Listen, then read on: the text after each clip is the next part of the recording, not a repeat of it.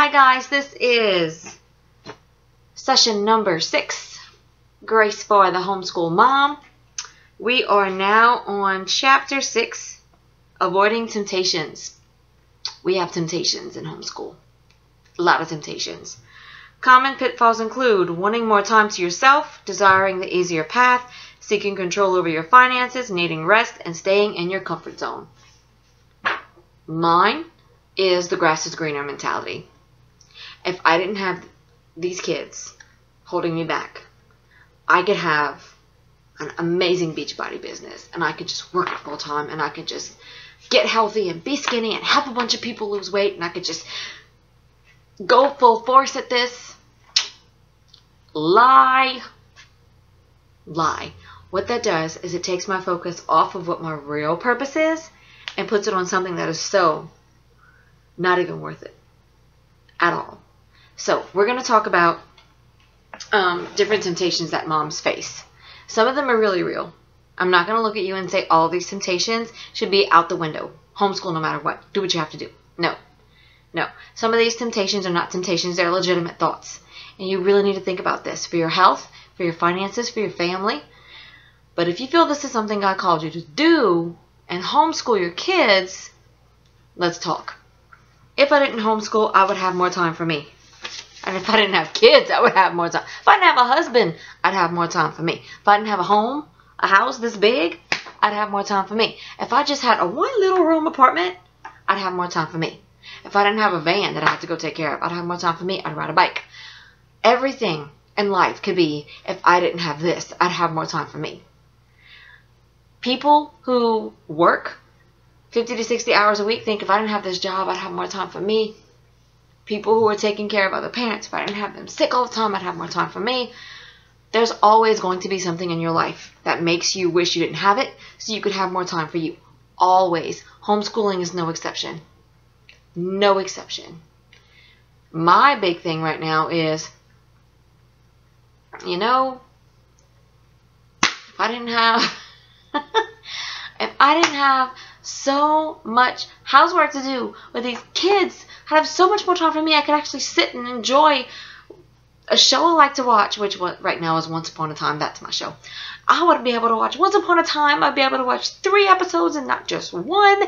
And it's just not good because you get your mind thinking what you could have and not living in the present and being thankful for the gift of the present that you have right now. So, little truth for you. Your temptation of me time may look differently. Even though the grass may look greener on the other side, let's not forget that grass still needs to be mowed. The reality is, if you choose not to homeschool, in exchange for more time for yourself, there would still be work to do, including class volunteering, homework, school projects, tests to review for, catch-up work on sick days, waiting in school pickup lines. That in itself is like, oh my gosh, give me an ice pick, and so on. Galatians 6:9, let us not become weary in doing good, for at the proper time we will reap a harvest if we do not give up. So you sacrifice a little bit of your me time for this reaping or this sowing and not getting weary. It'll be worth it. One day your kids will be grown, and the pitter-patter of little feet and the sound of water splashing everywhere when your kid drops a cup, that won't be there anymore. They'll be grown, doing their own thing, not even really needing you. My 10-year-old is getting to that right now. He doesn't need me around. And it hurts because he used to need me for everything. Band-Aids, cups, juice, everything. He doesn't need me for anything now. Much. So, the season is just a season. And eventually you will have as much me time as you want. So, this is too hard. That is another temptation. That's the name of it. This is too hard. Duh. That's all I'm going to say. Duh. Homeschooling is hard. Motherhood is hard. Marriage is hard. Anything worth fighting for is going to be hard. When you get married, you don't stand at the altar and say, I take thee, so-and-so, until it's too hard. Then I'm out. No. You say, I take thee until death do us part. Through the good and the bad, the sickness and the health, the ups and the downs. We're in this together. We're a team. We got this. That's how you take that. So when you become a mother, obviously, You do the same thing. You bring this baby into the world and you're like, there's nothing that I would not give you. There's nothing that I would not do for you. I would go through hell and high water to make sure you have the best of everything because I am an awesome mother. That is how we see ourselves, as awesome moms.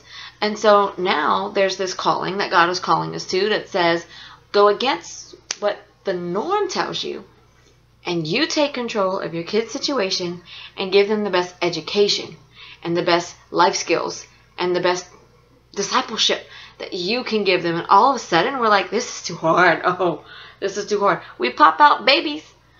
Yeah, that's a physical thing. I know. I popped out 4. I asked for hard.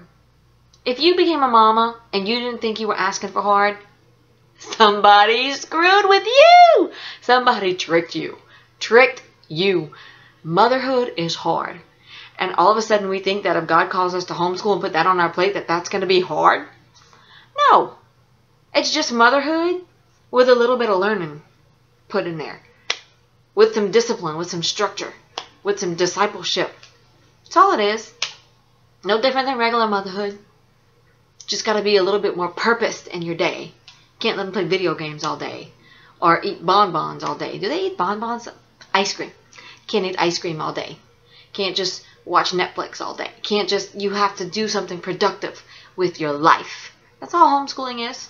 It's productivity with kids and purpose. That's all. So to think it's too hard, you're just fooling yourself. This is why God reminds us to persevere and keep running the race.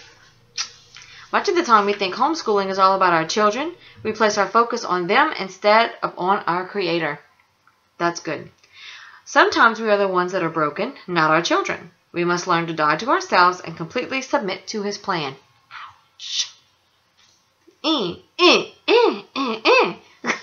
As if, it's like, just jab me. Just jab me. Tell me I'm the one who's broken, right? That's what this is telling me. So, but once you truly surrender your life to Him, which includes your homeschool day, you will be able to enjoy your journey in a much deeper way than you have ever experienced before. Because it's not about us. It's about Him and His plan for your family. Discouragement will become a thing of the past because you will realize the real teacher has complete control even on the days it looks like your homeschool day is out of control. Beautiful. Beautiful. He's the teacher. I'm just a monitor. I'm not the teacher. Next. Ephesians 6 verse 7 and 8. Serve wholeheartedly as if you were serving the Lord, not people, because you know that the Lord will reward each one for whatever good they do. That's a promise I like to stand on. Because if this ain't serving wholeheartedly, I don't know what is. Oh, that was my stomach. Y'all heard that? Oh, Lord. Okay. Moving on. Now, this one could be a legit temptation. So hear me when I tell you. This could be a legit temptation. This, not a temptation, but a legit thought. I have to help provide financially for my family. There are people who go through times and seasons where they just have to go to work. I have never been in a situation. When I've worked, I've always wanted to work. I'm very blessed, very spoiled, kind of, a lot. So, if you are one of those people who financially, you're realizing that work is slow, like I'm all of a sudden realizing just because it's not slow for us, we work with contracts, and so we have yearly contracts that we work with, and it's not slow for us, but in other places and other businesses and other economies or whatever you call them, work is really slow for people. And so for me to look at you and tell you, you just have to deal with it, that's the temptation. I would never do that to you. Really, what I'd like to do is I'd like to get you to understand that this is really for people who feel trapped at home. The feeling of, I've lost my security. I don't know who I am. I've lost my identity. I don't know who I am. I need to go back to work. I need adult interaction. That's what this is really kind of speaking to. Those people who want to use their time to go to work and find themselves, find success, find something more than just being a stay-home mom. Just being a stay-home mom. Those people are the ones that I think have the grass is greener mentality. And it's not really, it could be because they need to or maybe want to, but really and truly when you get down to it, When we use the word trapped, our instinct is to break free and run away.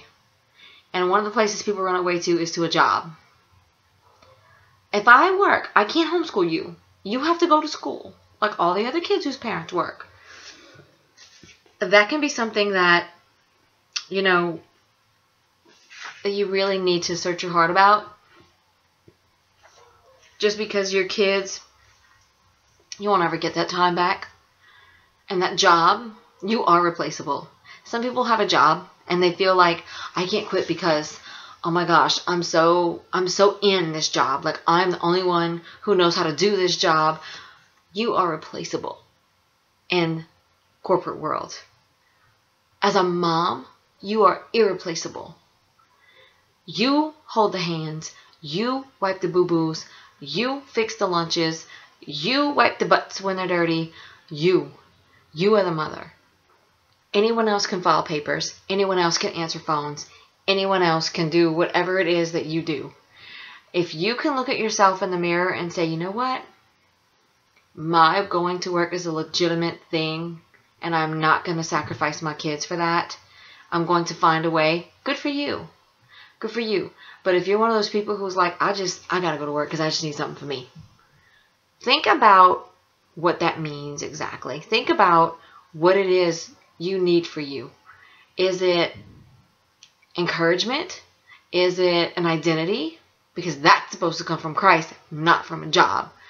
Is it adult interaction? Think about what it is you need. And then ask God to help you find a way to get it. To have your cake and eat it too. I work from home. It works for me. A few hours here, a few hours there. Nobody controls my schedule. I do it. I'm with my kids all the time. And it's wonderful. Home-based businesses there are a lot of them out there that you can find something that works for you. From cosmetics to Tupperware to jewelry to health and wellness. There's just so much that you could do from home. Okay, if you feel led to leave homeschooling to work full-time, please seek God's guidance before you make a final decision. The enemy is a master of giving false hope. Remember to factor in all of the extra expenses, such as after-school care, daycare for younger ones, gas to go to work, food expenses for lunches and dinners on the days you get home late, work clothes, school supplies, school field trips, school uniforms. Think about who will be watching your kids when they are sick, during school holidays, and over summer break. Your nights will become more rushed with homework, studying for tests, and school projects. You and your children will be spending less time together, so expect less dynamics of change. If you are homeschooling and you go back to work and all of a sudden you realize that you're just not clicking with your kid anymore, don't be surprised. They spend more time with other people than they do with you. You know, that's just normal. It takes an adjustment period, just like anything. Okay. Moving on. Okay, last one. I'm so tired and exhausted, I don't have what it takes. It is during these times I must stop and take a break for a few days or even a few weeks to regroup and reconnect heart to heart with my family and my Creator. That's what she says she does. She takes a break to get re-energized. Some people take a couple of months off. Some people take a couple of days off. Some people take a couple of weeks off. That's called demoting in our home. We need to demode. Park day. Let's go. Everybody in the car. No lessons today. I'm too exhausted sometimes to even get up and go to the park. Anybody feel me? Bed day. Everybody's in bed. Housework can wait. Everything can wait. The dishes will pile up. They'll be there when I'm ready. I need to just chill out in the bed. Everybody in here. Netflix on a computer in the bed. Let's just do this. It's okay to take time off to re-energize. It's okay. And you may feel like, I can't re-energize with these kids around. I need time for me. If you're a homeschool mom and you're with them all the time, you may have to ask God to help you find new ways to rejuvenate yourself. I have a husband who lets me go rejuvenate myself. I have time every now and then. It's a blessing. But if you don't have that, if you're a single mom or you have a husband who have a lot of offshore moms, like the husbands go offshore, if you're one of them, I'm not in your shoes. But I know that there's a way to get refreshed because our Savior says that He is everything we need. And He will give you the refreshing that you need. Okay? All right. How can we expect ourselves to run a good race without ever resting or getting refreshed? Homeschooling is not a sprint, but a marathon. I said that earlier. Okay, Matthew 11:28. Come to me, all you who are weary and burdened, and I will give you rest. Jeremiah 31:25. I will refresh the weary and satisfy the faint. Promises that he will refresh you if you let him. So let's see. All right. One more, and then the book will be done. Okay. I feel God is calling me to homeschool, but blank. So we just want to so bad, but what's your but? Figure out what your but is. If you want to homeschool, or if you are homeschooling and you think about quitting, because why? Pretty sure God's heard every reason before. You're not the first, honey. Whatever your reason is, you're not the first to hear that excuse. If God is calling you, he will give you more than you need to get the job done. But this will require obedience from you, and obedience is often costly. It may cost you more time on your knees, seeking his direction, or it may cost you some personal sacrifices. I had two choices: obey God and step out of my comfort zone, or disobey God and stay where I was comfortable. You stay out of what God wants you to do long enough and don't do his plan, you won't be comfortable in your comfort zone, I can tell you that. He will call and pick and want you to do what he wants you to do, and to the time where you're just miserable. Just stop the miserableness. Lord, I will do whatever you want me to do. Just make me happy. I'm not happy. You can get everything you think you want in life, and if you don't have him or not in his plan, you will be miserable in your life. Okay, another point she mentions is how delayed obedience is disobedience. I use this with my kids. Listen the first time I tell you. Do it with my kids all the time. Do not go around the laundry basket again. Pick up the laundry the first time I tell you to pick up the laundry. Same thing with God. Do not walk around the homeschooling elephant in the room. Do it because I told you to the first time. Quit wasting my time and your time. Do what I told you to do, and trust in me. Kind of how he talks to me. If you do not have faith in God's plan and obey him, you will miss out on some of the most exciting experiences of your life. That, my friend, is a note I would like to end on, because that is the truth. God's calling, whether it's to homeschool, whether it's to go back to work, whatever he's calling you to do, if you disobey him, you will miss out on whatever he has planned for you. You don't want to miss out on that. So it's been great having these discussions. One thing I want to do is I'm going to make one more video with some encouragement to go over some of the things we talked about, and just to leave you on an encouraging note. So see you guys later. Talk to you later. Okay, bye.